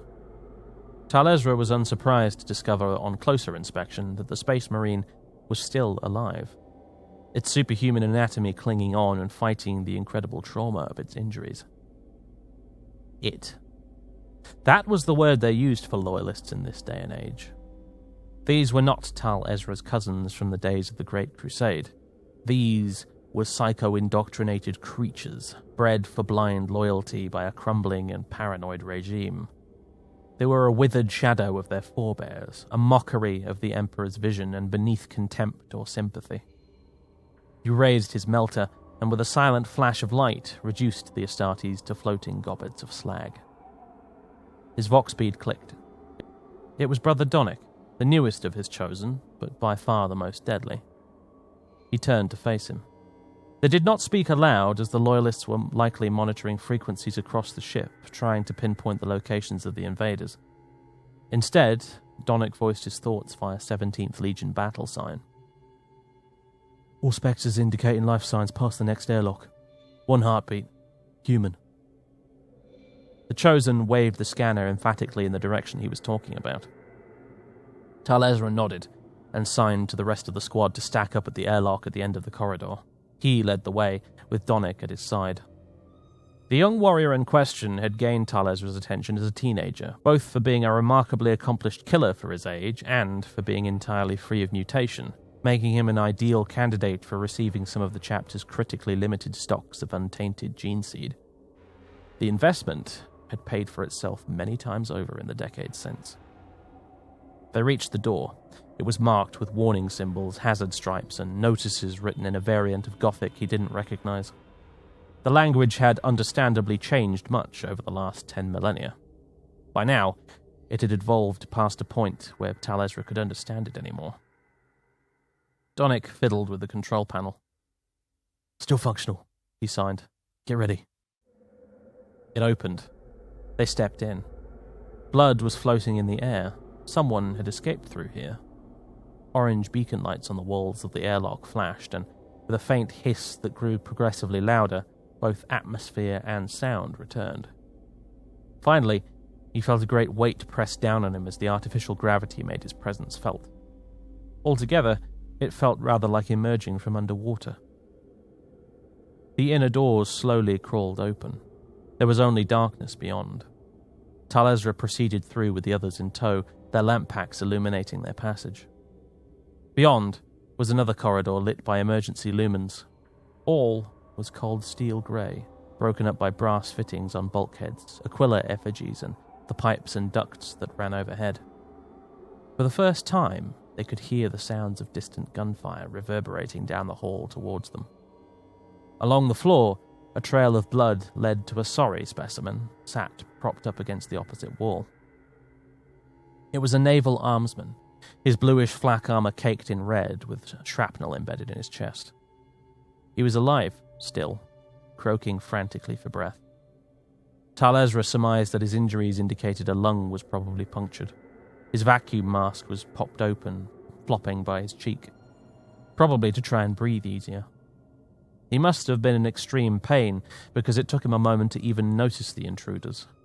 When he did, one arm clawed for a shotgun by his leg, and he actually managed to fire it. The slug sparked harmlessly off of Tal Ezra's breastplate. His chosen did not react, instead sweeping the corridor to the left and right. They knew this wretched mortal posed no threat. The captain paced over to the armsman and kicked the shotgun away. The man's eyes seemed to glaze over after that, eyes dropping to the floor in resignation. He should have just left him there and moved on, but he didn't. The man's futile act of defiance actually impressed him in some small way. "Swear fealty and be saved," he said aloud. He doubted the man would understand, but it was worth a try. Their gazes met. The man coughed blood down his chin, but said nothing. "Kneel and live," he repeated. The man sputtered 4 words, simple enough to bridge the dialect gap between them. "We do not bend." Tal Ezra nodded curtly and levelled his combi weapon. The loud crack echoed down the hall. Moments later they heard another sound, running feet, loud metal boots clanking on deck plates coming from a junction in the corridor 100 yards away. Definitely more Space Marines. "Not friendly," sighed Donnick. "They heard your shot." "No act of mercy goes unpunished," he thought to himself. "Positions, fan out," he signed back. The Chosen did as commanded. He released the maglock on his hammer, gripping it in one hand. Its familiar weight and balance was a comfort. He flicked the activation rune, and the enemy emerged. They were clad in blue like the fallen brother from earlier, helmet stark white, red eye lenses glowing in the gloom. The first of them began to raise his weapon but was quickly dropped, his helmet caving into the impact of a Kraken round from Donnick's pistol. Tal Ezra fired his melter at the next two, hitting them both in a line, spraying molten metal over their comrades as they went down. He glanced over his shoulder at the Chosen. "Melter charge, now!" Brother Torbeck obliged, darting out from behind a bulkhead to lob a cylindrical bomb down the corridor. In a flash of light and a crack of thunder, the Loyalists disappeared. The shooting stopped. Tal Ezra did not wait a second longer. "Move up, let's finish this." In a single fluid movement, he emerged from cover, maglocked his combi melter to his leg, and hefted his warhammer in both hands. He ran forwards into the smoke that shrouded the hallway. Orange flames licked about him, making the smog flicker in a disorientating fashion. He found his first victim still alive, crawling along the deck plating, both legs melted beneath the knees. He swung the hammer like a golf club, crumpling the wounded Marine's helmet and knocking the head attached to it flying in one blow. The other Chosen followed behind, bolt guns snapping at other wounded survivors. After a few more meters, Tal Ezra skidded to a halt. The melter charge had collapsed the floor beneath the center of the blast, leaving a huge hole leading to another maintenance tunnel below. He'd nearly fallen in. Still, molten metal glowed and dripped from the rim onto the deck beneath. With his boot, he pushed a nearby corpse into the hole, and it hit the bottom with a clang. "The deck below looks solid. Let's go," he declared, and jumped down. This was how the battle for the face of the sea began. 3 decks above, Corvaric led a host of possessed into the atmospheric processing chambers. On the bridge, Lachesis and his cabal of sorcerers tore open a conduit to the warp, emerging from it alongside a horde of the Neverborn, ripping and tearing through crewmen and space marines alike. From the command deck on the throne of Obsidian, Galdrek collated reports, directed fire, and quietly monitored the battle's progress with a furrowed brow. Below him, the great bells tolled.